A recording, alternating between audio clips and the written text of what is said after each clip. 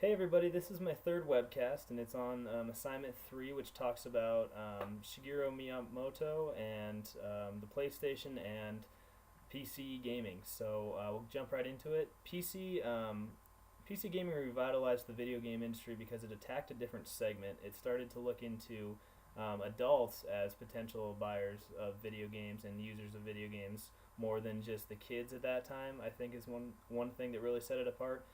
EA coming on board and putting out Madden was a huge deal, and also I think the better graphics just became available as the timing went on, and that revitalized the gaming industry because all of a sudden it was, instead of having just a very cut and dry 2D world, you could start to get into these 3D experiences. You could start to play around with multiplayer gaming too for the first time, and using computers you could get into that.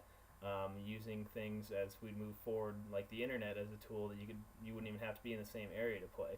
So those were big factors in how the PC revitalized the gaming industry.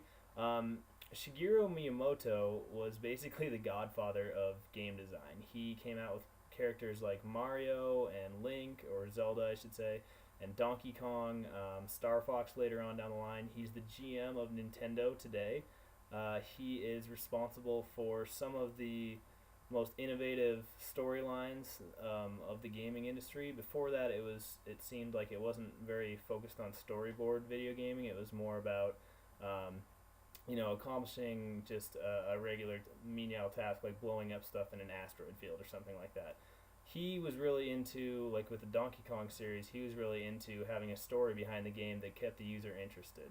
So that was revolutionary for his time, and he brought the home console back to America in the fact that he came out with the N64 and took a chance, developed it in Japan, and then brought it over to America. And the N64 was one of the first games that could use a 3D style of presentation.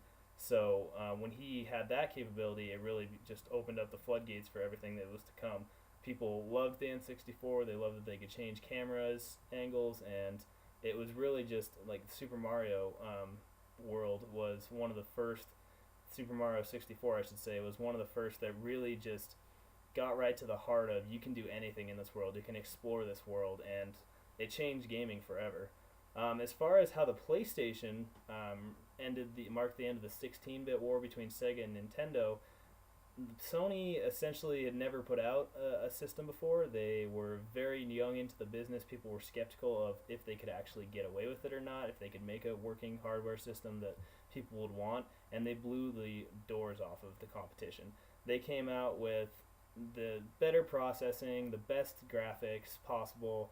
They made an incredibly smart marketing decision in going after the 19-year-old age segment versus the younger markets that Sega and Nintendo had both kind of been going after at the time, and they became, the watershed point, basically the golden standard for video gaming at the time, because they could, everyone wanted to have a Sega or a Sony, I should say, a PlayStation, and they kept pushing the limits with their designs, and they kept making the gaming system more of an interactive experience than just playing a game. You had the CD-ROMs for the first time that you could play on that instead of a cartridge. So now on my PlayStation, I can use it to play a CD if I want, or watch a DVD, whereas at the time, all those other systems, you could just play games on it. So it became a multi-useful, multi-utility system, I should say.